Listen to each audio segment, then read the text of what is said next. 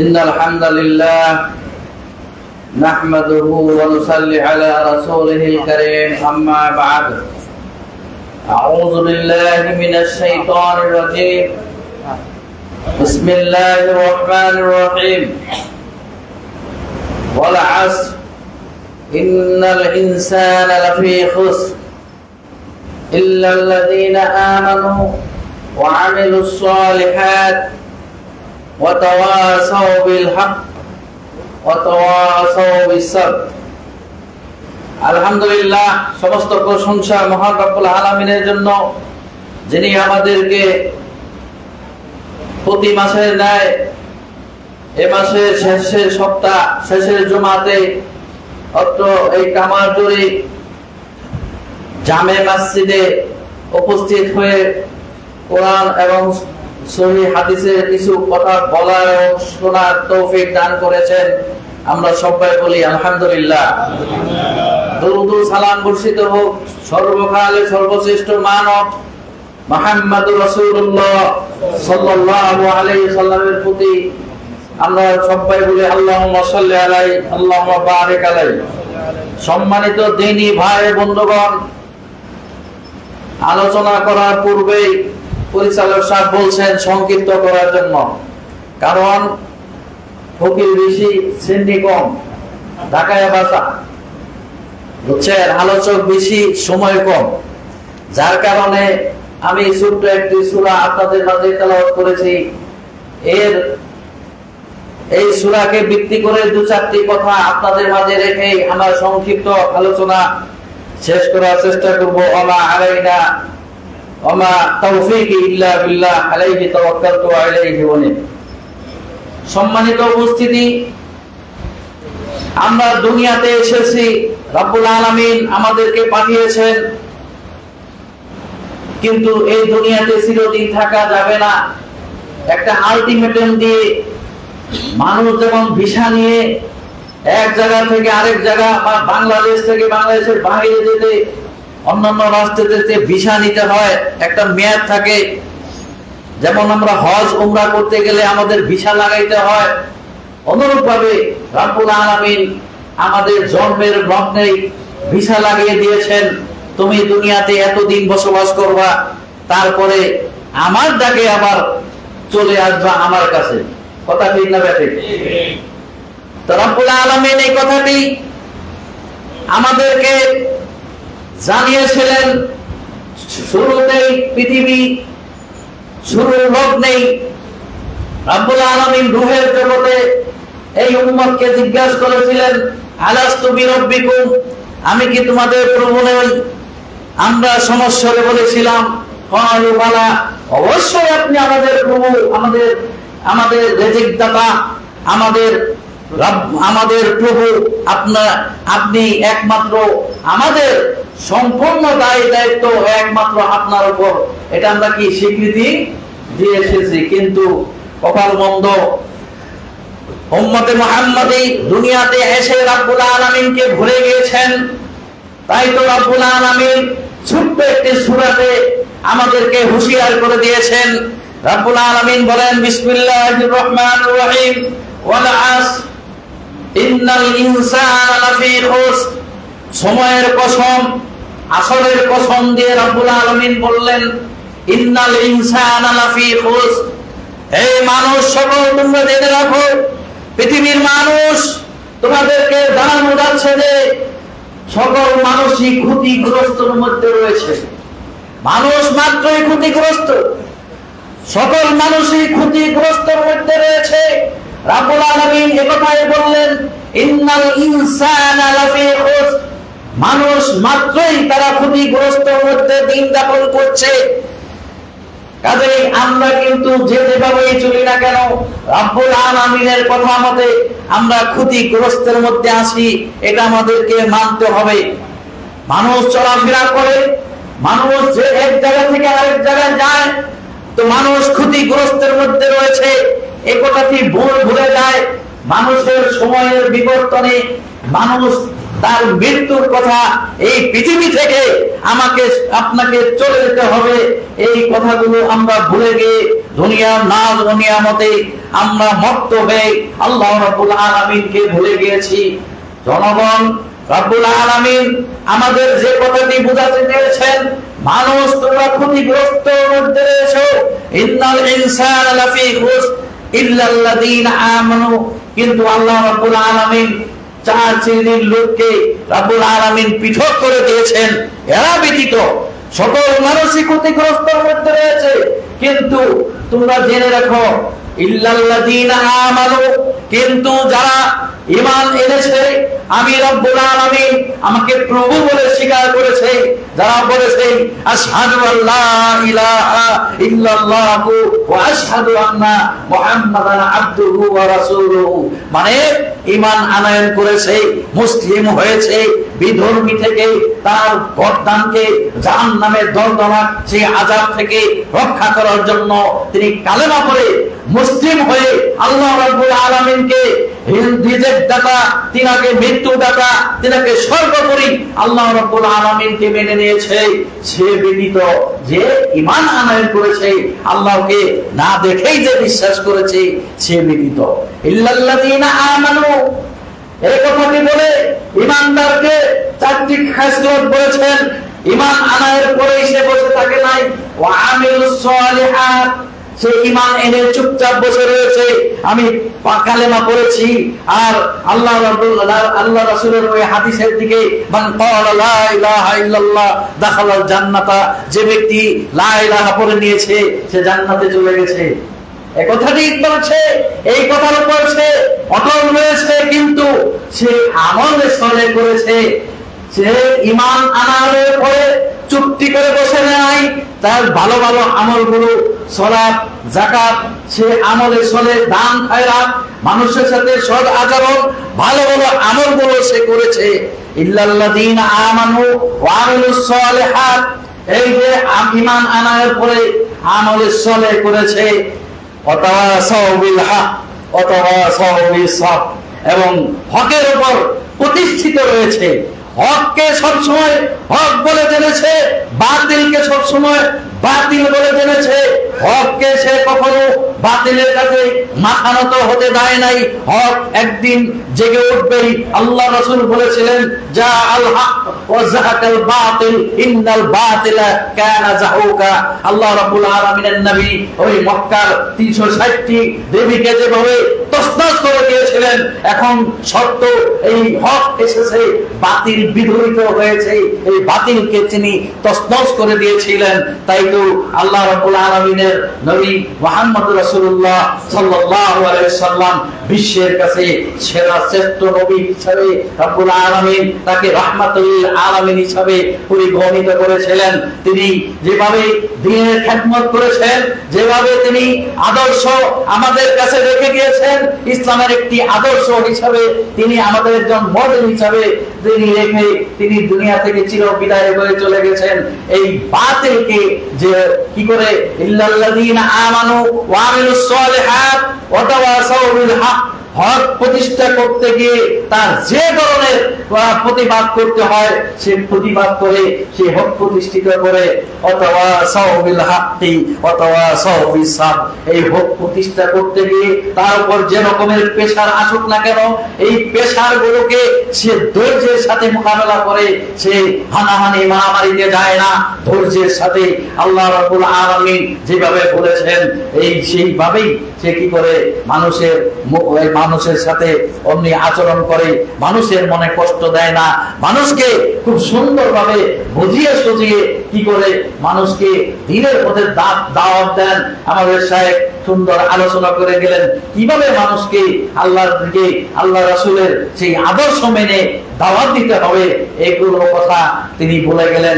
কাজেই আমরা আলোচনা দীর্ঘায়িত করব না, আমি বলেছি সংক্ষিপ্তভাবে দু চারটি কথা বলবো। কাজেই আমার সিগন্যাল আসার আগেই আমি কথা শেষ করব।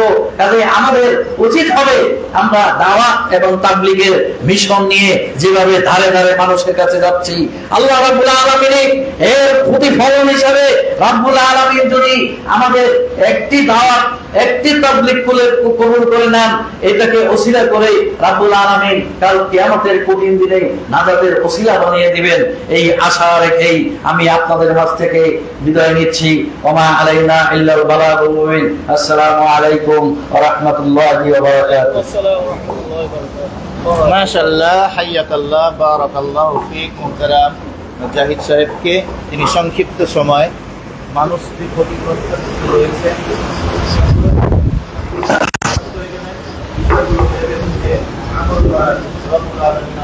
ভালো স্যার, হ্যাঁ আলোচক বেশি আছে, মাগরিব পর্যন্ত আলোচনা হবো তো, আলোচক বেশি আছে।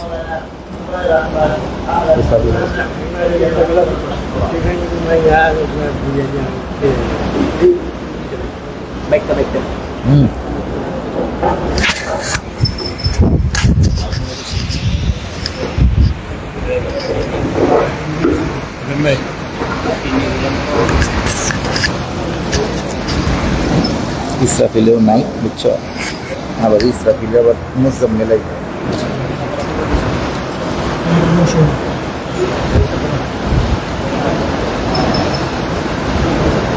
আসসালামু আলাইকুম ওয়া রাহমাতুল্লাহি ওয়া বারাকাতুহু।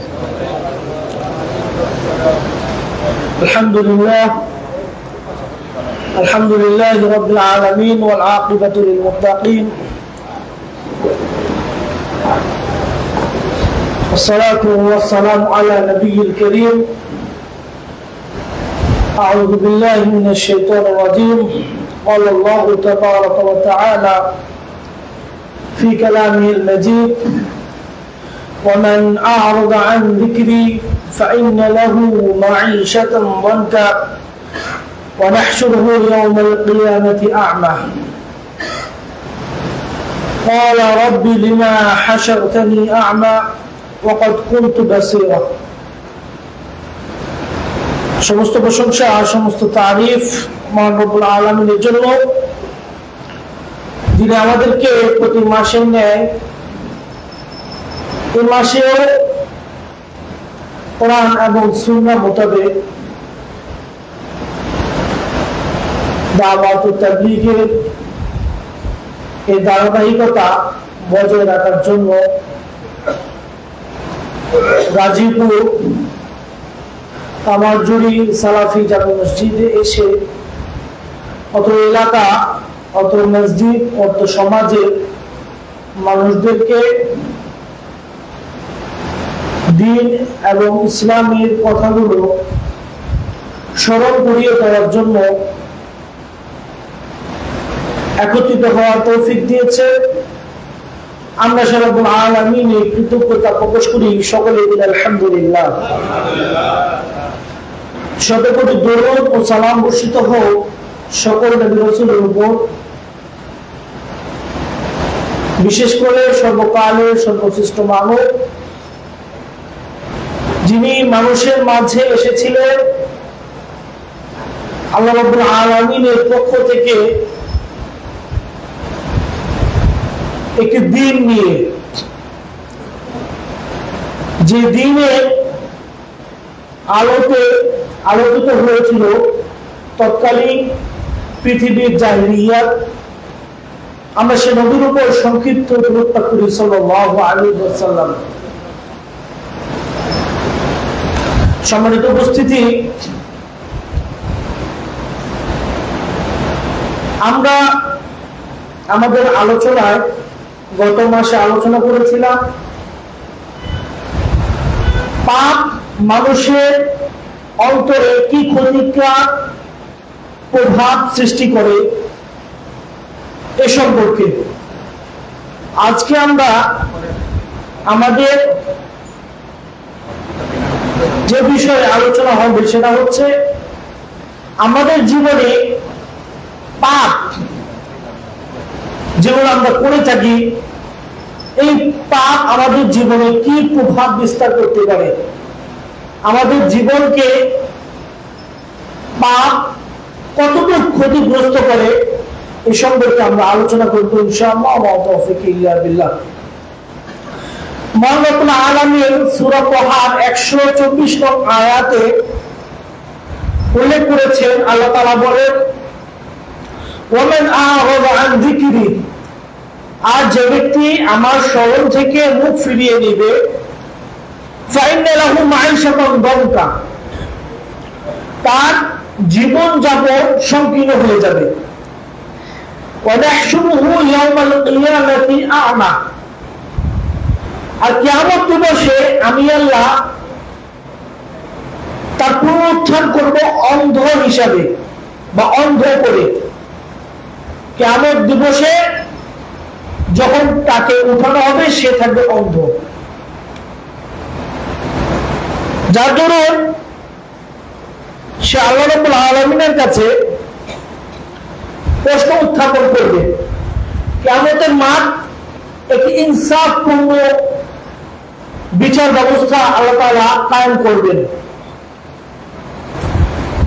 যে বিচার ব্যবস্থায় অনুপরিমাণ মানুষের উপরে জুলুম করা হবে না। অনুপরমাণু হচ্ছে এমন একটি পরিমাপ যেটা মূলত খালি চোখে দেখা যায় না, যেটাকে দেখার জন্য অনুবীক্ষণ যন্ত্রের প্রয়োজন হয়। আমরা এক গ্লাস পানি খাচ্ছি, দেখা যাচ্ছে যে পানিটি স্বচ্ছ। যখন এটা এক ফোঁটা নিয়ে এটাকে অনুবীক্ষণ যন্ত্রের ভিতরে দিয়ে আমরা দেখবো, তখন দেখা যাবে এই পানির ভিতরে কি পরিমাণ ক্ষতিকারক জীবজন্তু রয়েছে। তো এই পরিমাণ আল্লাহ তাআলা তার বান্দার প্রতি জুলুম করবেন না সেই দিন।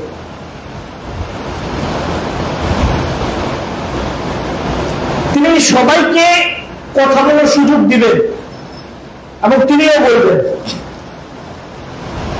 তো সেই ব্যক্তি কিয়ামত দিবসে আল্লাহ তাআলাকে বলবে, ক্বালা রাব্বি, সে বলবে, হে আমার রব, লিমা হাশারতানি আ'মা, আমাকে কোন কারণে অন্ধ হিসাবে পুনরুত্থান করা হলো। ওয়াকাদ কুনতু বাসীরা, ইতিপূর্বে আমি তো সবকিছু দেখতাম, আমার দৃষ্টি শক্তি ছিল, আজকে কেন আমি অন্ধ। মহান আল্লাহ তার কথার প্রতি উত্তরে বলবে, ক্বালা কাযালিকা আতাতকা আয়াতুকা, যে এভাবেই আমার আয়াতগুলো তোমার কাছে পেশ করা হয়েছিল। কাযালিকা আতাতকা আয়াতুনা, এভাবেই তোমার কাছে আমার আয়াতগুলো, আমার নিদর্শনসমূহ পেশ করা হয়েছিল। ফানাসিতাহা, তুমি তা উপেক্ষা করেছো, ভুলে গিয়েছো। ওয়াকাযালিকা আল-ইয়াওমা তুনসা, আর এই জন্যই আজকে তোমাকে এই অবস্থায় উঠানো হয়েছে, আজকে তুমি দেখতে পাবো না। সেদিন যেহেতু আমার নিদর্শনগুলো তোমার মাঝে স্পষ্ট দিবালোকের মতোই স্বচ্ছ পরিষ্কার ভাবে উপস্থাপন করা হয়েছিল, কিন্তু তুমি আমার নিদর্শনগুলো তুমি ভুলে গিয়েছো, এগুলো থেকে মুখ ফিরিয়ে নিয়েছো। ঠিক আজকের দিনেও আমি আল্লাহ তোমাকে এই অবস্থায় উঠিয়েছি।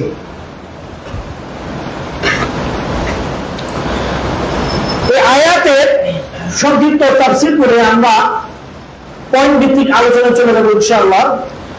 এখানে আল্লাহ তাআলা বলেছেন, ওয়ামান আ'রাদা আন যিকর, যে আমার জিকির থেকে মুখ ফিরিয়ে নেবে। জিকির বলতে কি বোঝানো হয়েছে? তাফসীর কারকগণ এখানে জিকির বলতে কয়েকটি মতামত ব্যক্ত করেছেন। কেউ বলেছেন জিকির দ্বারা উদ্দেশ্য হচ্ছে আল্লাহ রাব্বুল আলামিনের স্মরণ, সদা সর্বদা আল্লাহ তাআলাকে স্মরণ রাখা, উদ্দেশ্য করেছেন। অনেকে বলেছেন যে না, জিকির দ্বারা উদ্দেশ্য হচ্ছে আল কোরআন, কোরআন থেকে মুখ ফিরিয়ে রাখা, কোরআনের বিধিবিধান থেকে দূরে সরে থাকা। কেউ বলেছেন জিকির দ্বারা উদ্দেশ্য হচ্ছে এখানে ইসলাম এবং ইসলামের বিষয়াদি থেকে দূরে সরে থাকা। তবে যেটা গ্রহণযোগ্য বিষয় বা মতামত, যেটার দিকেই সালফে সালেহিনগণ রজা করেছেন, সেটা হচ্ছে জিকির দ্বারা উদ্দেশ্য হচ্ছে আল কোরআন। এবং একজন মানুষ যার মাঝে কোরআনের আলো থাকবে না, সেই মূলত অন্ধকার এবং একটি জাহালিয়াতের মধ্যে চলে যাবে। কারণ কোরআন এমন একটি নূর, যেই নূর মানুষকে হেদায়েতের পথে প্রদর্শন করে। যেমন আল্লাহ তাআলা সূরা বাকারায় বলেছেন যে এই কোরআনকে আমি অবতীর্ণ করেছি তাদের জন্য, মুত্তাকিনদের জন্য। অন্য জায়গায় বলেছেন এই কোরআন আমি অবতীর্ণ করেছি তাদের জন্য, হুদাল লিন-নাস ওয়া বাইয়িনাতিন মিনাল হুদা ওয়াল ফুরকান, মানুষ বা মানব সম্প্রদায়ের জন্য এই কোরআন হচ্ছে হেদায়েত, এবং এই কোরআন হচ্ছে সত্য এবং মিথ্যা উভয়ের মাঝে একটি মানদণ্ড তৈরিকারী বস্তু আল কোরআন। তাহলে এখানে জিকির দ্বারা যেটা স্পষ্ট হচ্ছে সেটা হচ্ছে আল কোরআন। আর আল কোরআন থেকে বিমুখকারী ব্যক্তিদের অবস্থায় এরকমই কিয়ামত দিবসে হয়ে যাবে। এবং শুধু কিয়ামতে নয়, এই কোরআন থেকে বিমুখ হওয়ার কারণে মানুষ তখন আল্লাহর দাস বা আল্লাহর দাসত্বের মধ্যে থাকবে না। সে আল্লাহর দাসত্ব থেকে বেরিয়ে গিয়ে সে জাগতিক দাসত্ব গ্রহণ করবে।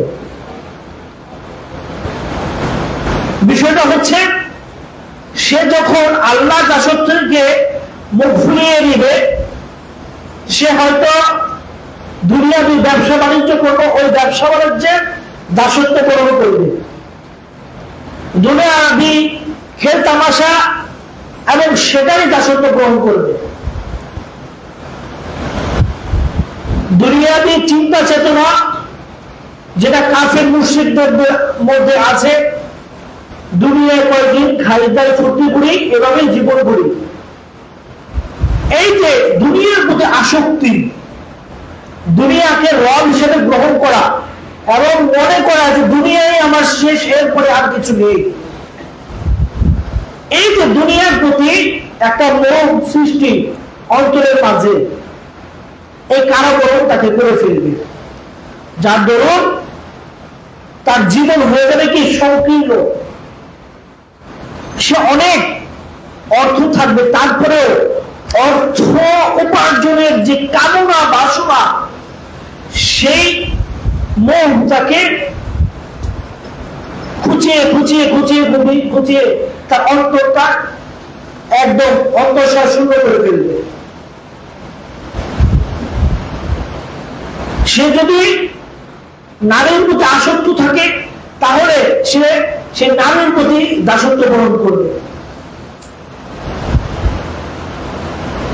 তাহলে এই কোরআন আমাদের জন্য আল্লাহর পক্ষ থেকে একটি মহা উপদেশ,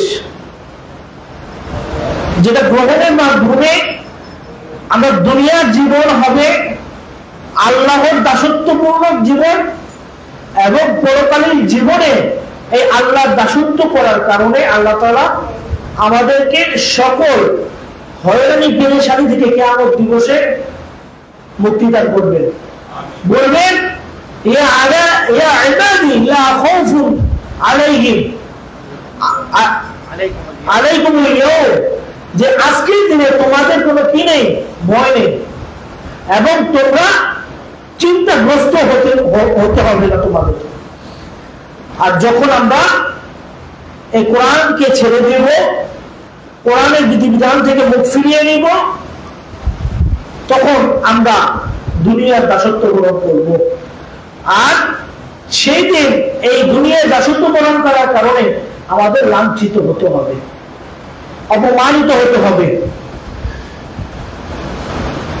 মাইশাতান যানকা, সংকীর্ণ জীবন, যে কোরআন ছেড়ে দেওয়ার কারণে জীবন হয়ে যাবে সংকীর্ণ।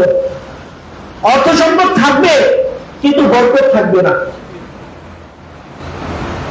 পরিবার থাকবে কিন্তু শান্তি থাকবে না। যারা এই দিনী পরিবেশ থেকে দূরে আছে, মূলত দুনিয়াবি ভোগ বিলাসী নিয়েই আছে, দুনিয়াবি ক্ষমতা পাওয়া, টাকা পয়সা, হ্যাঁ, আমোদ ফুর্তি, দেখবে বাহ্যিক ভাবে দেখা যায় মানে বিভিন্ন চটকদার কথাবার্তা বলে, কিন্তু তার ভিতরের অবস্থাটা খুব খারাপ, খুব খারাপ। একজন কোরবানি ঈদের সময় সংবাদ আসলে একজন ডাক্তার, বাংলাদেশে বিখ্যাত ডাক্তার, ঈদের ভিতরে মারা গেছে। 1 সপ্তাহ কি 10 দিন হয়ে গিয়েছে। যখন লাশ পচে পড়ে দুর্গন্ধ সৃষ্টি হয়েছে, তখন আশেপাশে ফ্ল্যাটের লোকেরা জানতে পেরেছে।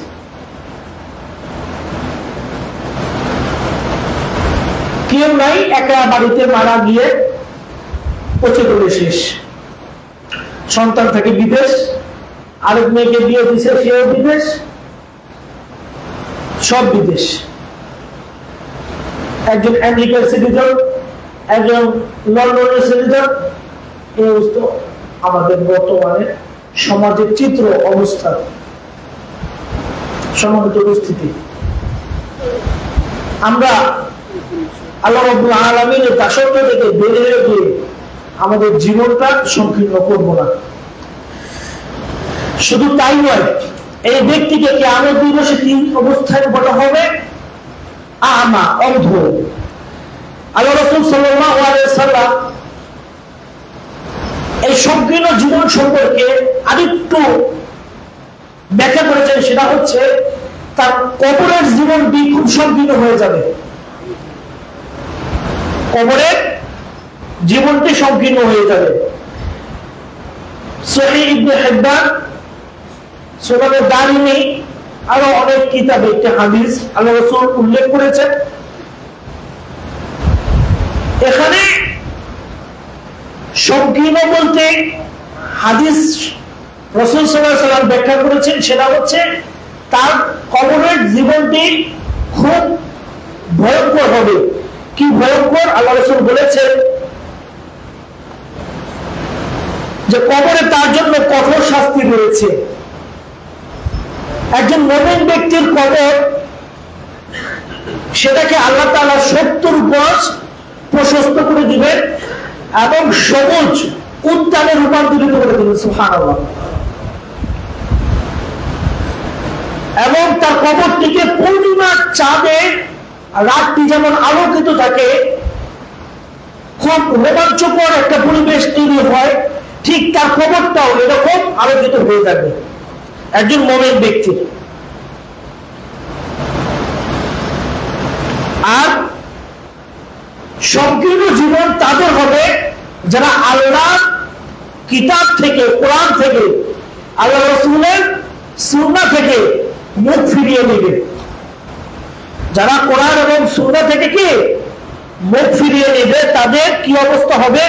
আল্লাহ রাসূল বলছেন যে তাদের কবরটি হবে খুব ভয়ঙ্কর এবং তাদের কবর থাকবে এমন 99টি সাপ। কয়টি সাপ? 99টি সাপ। প্রতিটি সাপের 7টি করে মাথা থাকবে। কয়টি?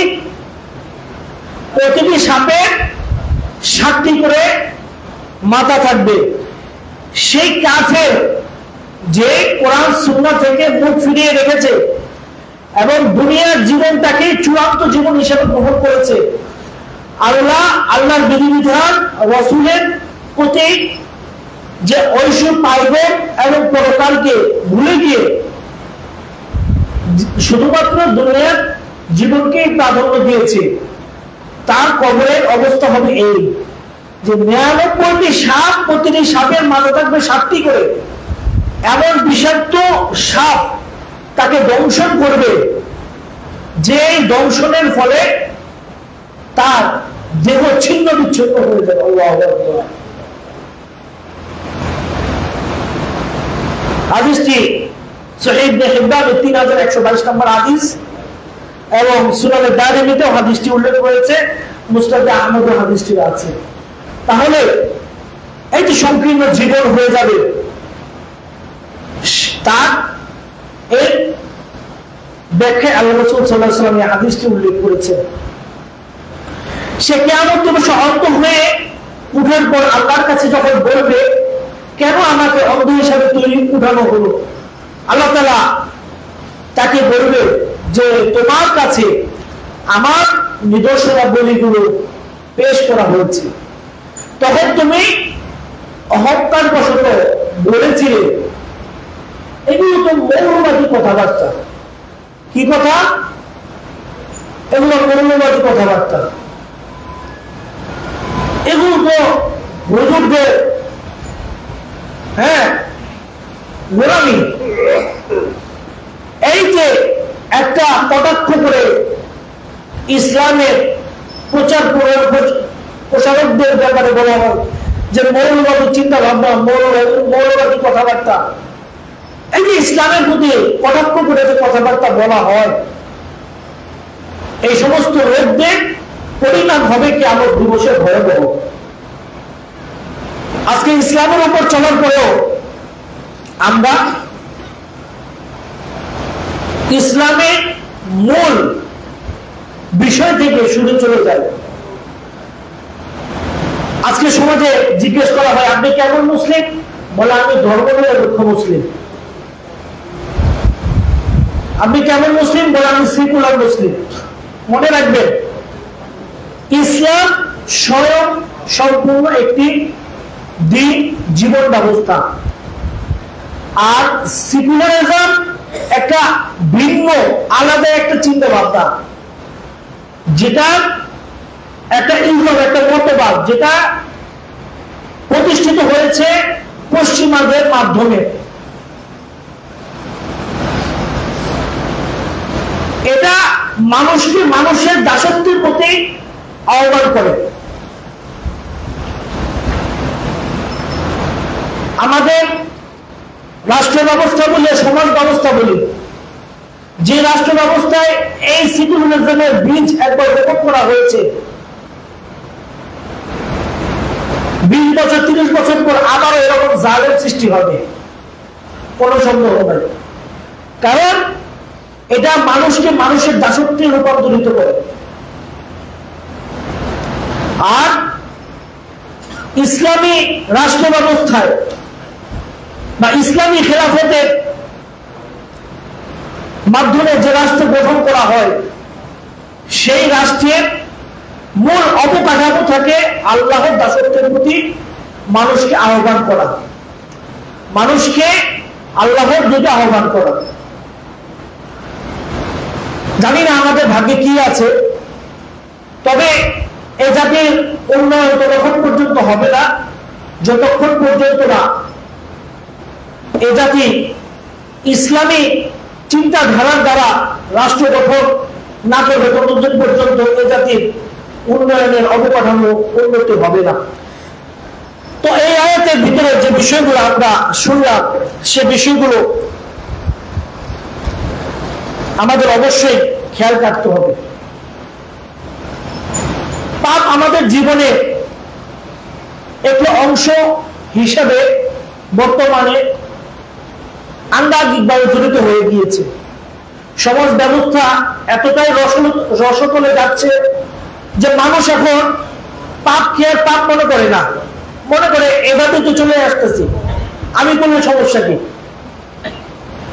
এখন আর সমাজে যে কোনো একটা বাড়িতে যখন গায়ে হলুদ হয়, ধুমধাম করে বড় বড় পেয়ার নিয়ে, সাউন্ড নিয়ে গানা বাজনা হয়, তখন আর কেউ এগুলোকে এখন কি খারাপ ভাবে দেখে না। এই ইয়াংরা মানে তো আনন্দ ফুর্তি করে, অতি বয়সে গোলাবান করে, এই যে একটি কথা ইয়াং ছেলেমেয়েরা করে, উঠতি বয়সের ছেলেমেয়েরা করে, এটাই আমাদের ধ্বংসের জন্য যথেষ্ট। আজকে শিক্ষা ব্যবস্থায় ছেলেমেয়েদের ইসলামী শিক্ষার বাইরে পশ্চিমা চিন্তা চেতনা অবকাঠামে শিক্ষানীতি প্রণয়ন করা হচ্ছে, যা মানুষদেরকে পাপ এবং পাপের দিকে ঠেলে দিচ্ছে। পাপকে এখন মানুষ পাপ মনে করে না। যখন মদ গ্রহণ করা হয়, মদ খাওয়া হয়, মাদক বস্তুগুলো গ্রহণ করা হয়, এটাকে এখন সমাজে যেমন মানে ইজিলি নিয়ে যাচ্ছে। মানে ছেলে মেয়ে খাচ্ছে একদিনই তো, আস্তাগফিরুল্লাহ ওয়া আতুবু ইলাইহি, মানে এগুলো আমাদের জন্য এখন সহজ হয়ে গিয়ে যাচ্ছে। একজন যুবক ছেলে সে একাধিক বিবাহ করলে তাকে বলা হয় তার চারিত্রিক সমস্যা আছে।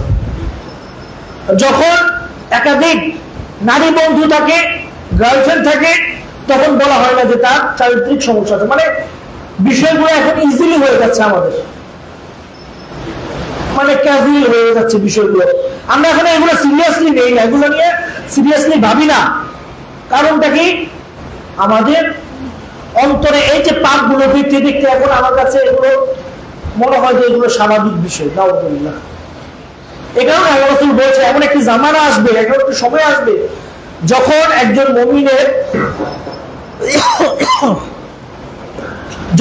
মুমিনের অন্তরে ঈমানটি রাখা ততটুকু কঠিন হয়ে যাবে, যেভাবে লোহার গরম উত্তপ্ত লোহা হাতের মধ্যে রাখা যেরকম কষ্ট, ঠিক ঈমানের উপরে মুমিনের চলাটা এত কষ্ট হয়ে যাবে। এটি আমাদের সমাজে এখন চলে এসেছে। সেই সময়টি পাপ করার মাধ্যমে আমাদের অন্তরে, আমাদের জীবনে কি প্রভাব বিস্তার করতে পারে। যখন একজন মানুষ পাপ করতে থাকবে তখন তার কাছে পাপটি মানে সহজ বিষয় এবং গ্রহণীয়তা পেয়ে যাবে, তখন এই পাপটি সে বারবার করবে। এই যে আমাদের জীবনে একটা প্রভাব বিস্তার করছে যে এখন পাপকে পাপ মনে হচ্ছে না, এটা ইজিলি আমরা গ্রহণ করে ফেলছি। আর এই বিষয়ে আল্লাহ রাসূল সাল্লাল্লাহু আলাইহি ওয়াসাল্লাম বলেছেন, ইবনে মাসউদ রাদিয়াল্লাহু তাআলা বর্ণনা করেছেন, ইন্নাল মুমিন ইয়ারা যুনুবাহু কাআন্নাহু কায়িদা তাহতা আল-জাবাল। একজন মুমিন ব্যক্তি সে পাপটাকে মনে করে সে একটা বিশাল পাহাড়ের নিচে বসে আছে, যে কোনো সময় পাহাড়টি ধসে তার উপরে পুড়ে গিয়ে তাকে নাস্তানাবুদ করে দিবে। ওই পাহাড়টা তার উপরে পুড়ে গিয়ে তাকে ধ্বংস করে ফেলবে। ঠিক একজন মুমিন পাপটাকে এরকম ভয় করে। সুবহানাল্লাহ। পক্ষান্তরে ওয়াইনাল ফাজির ইয়ারা যুনুবাহু কাযুবাবিন মাররা আলা আনফিহি। আর যে পাপাচারী পাপ করে, পাপ করতেই থাকে, তার কাছে পাপটা হয়ে যায় একটা মাছি, যে মানুষের নাকে আসে, হাত দিয়ে টানিয়ে দিলে মাছিটা চলে যায়। মানে তুচ্ছ বিষয়। একটা মাছি নাকে আসলে এটাকে তাড়ানো একটা কি তুচ্ছ বিষয়, এটা কোনো বিষয় না। ঠিক তার কাছে পাপটা এরকম তুচ্ছ বিষয় হয়ে যায়। আজকে সমাজের চিত্র কি? একজন সুদের সাথে লিপ্ত ব্যক্তি এখন আর সুদকে হারাম মনে করে না। একজন ব্যভিচারী ব্যক্তি তিনি এখন আর ব্যভিচার করতে এটাকে পাপ মনে করে না। একজন ধূমপায়ী ব্যক্তি সে ধূমপান করে না, এখন আর পাপ মনে করে না। এটা কিন্তু আমাদের সমাজে এভাবেই আমরা চলছি। একজন ঘুষখোর, ঘুষটা এখন কি বলে, এটা তো আমাকে সম্মান করে দিয়েছে, এখন আর ঘুষ না, এখন উপহার। আল্লাহ আমাদের ক্ষমা করুক। তাহলে এই যে আমাদের জীবনে একটা প্রভাব বিস্তার করছে, যে পাপকে আর আমরা পাপ বলে গ্রহণ করছি না।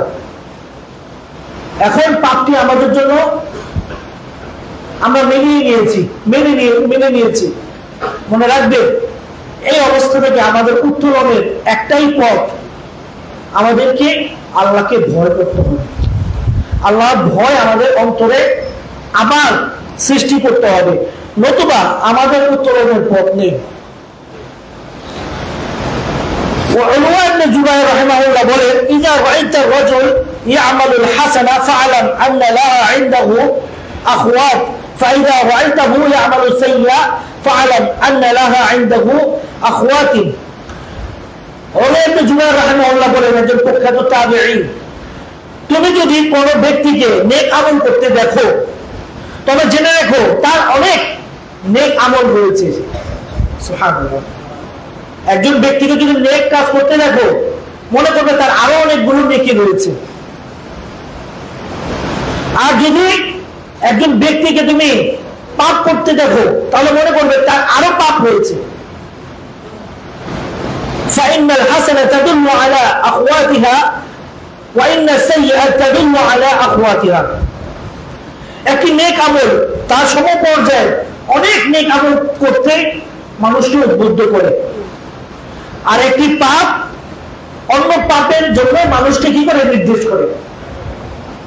উদাহরণস্বরূপ, আমরা যখন একটি মানুষের সাথে কথা বলি যে কোনো একটা বিষয়ে, ধরুন সে একটা জিনিস জিজ্ঞেস করলো, আমি সত্য না বলে তাকে মিথ্যা বললাম, এই মিথ্যা কথাটাকে আরো এস্টাবলিশ করার জন্য আরো কয়েকটা মিথ্যা আমাকে বলতে হয়, ঠিক কি না?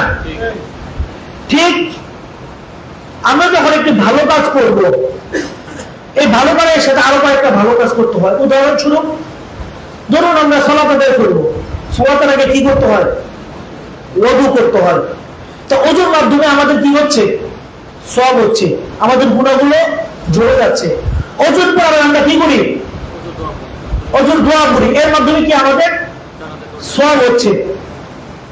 আবার যখন সালাতের জন্য অগ্রসর হই, এই যে পায়ের কদম গুলো ফালাচ্ছি, এই যে আমাদের সওয়াব হচ্ছে, মানে কন্টিনিউ একটার পর একটা সওয়াবের দিকে আমরা অগ্রসর হচ্ছি। মাত্র শুরু করলাম আবশ্যক। আচ্ছা, ইনশাআল্লাহ 5 মিনিটে শেষ করে দেব। এই যে একটার পর একটা নেকির দিকে অগ্রসর হচ্ছে। যখন সে এসে ইমামের পিছনে সালাতে দাঁড়ালো, আল্লাহু আকবার বলে সে ইমামের সাথে সালাত আদায় করলো, এরপর সালাতের পর আবার জিকির আজকার করলো, এরপর সে আবার সুন্নত সালাত আদায় করলো, এরপর আবার সে অপেক্ষা করে আরেকটা ওয়াক্তে আমার যথাসময় মসজিদে এসে সালাত আদায় করতে হবে। এই যে তার মধ্যে নেক আমলের প্রতি আকর্ষণ, এটা একদিনে হয় না। ঠিক পাপ কাজের প্রতি আকর্ষণ একদিনে হয় না। তাই ভাই সকল, একজন ব্যক্তিকে যখন আমরা দেখব, সবার সামনে নয়, তাকে ডেকে একটা সাইডে নিয়ে গিয়ে তার সাথে দুজন মিলে 2 কাপ চা খাবো, তার খোঁজ খবর দিব, তারপর তার এই খারাপ কাজটির ব্যাপারে তাকে সুন্দরভাবে বুঝিয়ে সেই কাজটিকে যদি আমরা তাকে ফিরিয়ে আনতে পারি, অবশ্যই এটা আল্লাহর রাস্তায় একটি লাল উট দান করার চেয়েও অধিক সওয়াব হবে আমাদের জন্য। সুবহানাল্লাহ।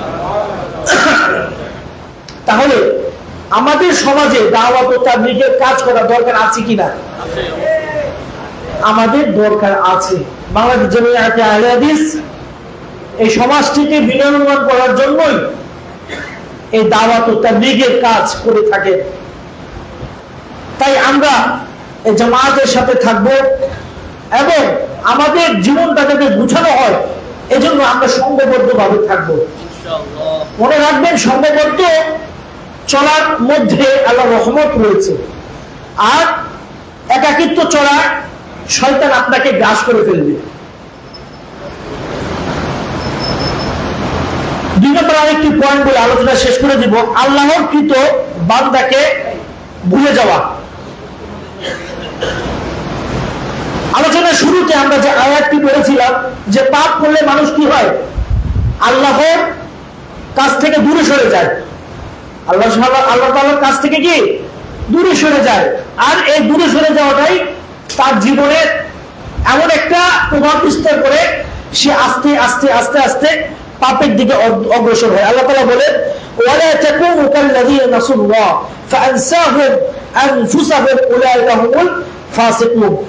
আর তোমরা তাদের মতো হয়ো না যারা আল্লাহকে ভুলে গেছে অতঃপর আল্লাহ তাদের আত্মভোলা করে দিয়েছেন, ওরাই হলো অবাধ্য।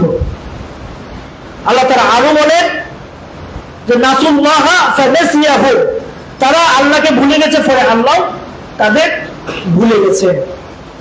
তাহলে সম্মানিত মুসলিম ভাতৃমণ্ডলী, আমরা যদি পাপের দিকে অগ্রসর হই, এই পাপ আমাদের কি আল্লাহকে ভুলিয়ে দিবে।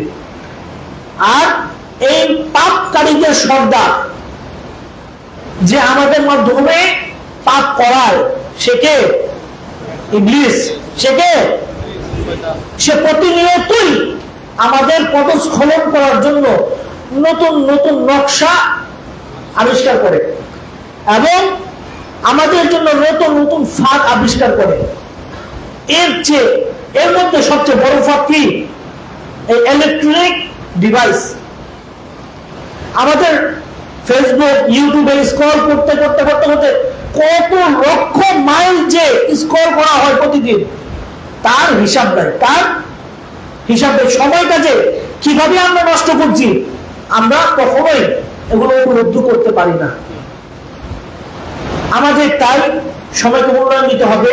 আমার কাছে একটা ভালো লেগেছে, আপনাদের মসজিদে আপনাদের সুন্দর একটা লাইব্রেরি আছে এবং অনেক সুন্দর সুন্দর কিতাব আছে। এলাকার যুবক ভাইদেরকে আমি অবশ্যই বলবো, আপনারা এই লাইব্রেরিটাকে একটু গুছান, ছেলেমেয়েদের জ্ঞান মুখী করুন। জ্ঞানী আলো, এই আলোই আমাদেরকে আলোকিত করবে।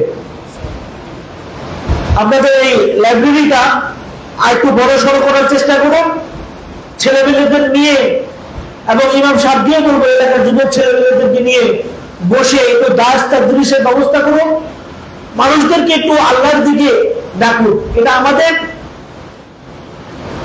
যেটা ওস্তাদ হারুন হোসেন মাদানী রাহিমাহুল্লাহ বলে গেলেন, যে এটা আমাদের হচ্ছে ওয়ারিসি পাওয়া সম্পদ। কি ওয়ারিসি পাওয়া সম্পদ? এই সম্পদকে অবশ্যই মূল্যায়ন করতে হবে। হাযা মা ইনদি ওয়া ইলমুহু ইনদাল্লাহ আস্তাগফিরু ওয়া লিসাইরিল মুসলিমিন ইন্নাহু হুয়াত তাওয়াবুর রহিম। আসসালামু আলাইকুম ওয়া রাহমাতুল্লাহ। মাশাআল্লাহ, হাইয়াকাল্লাহ, বারাকাল্লাহ।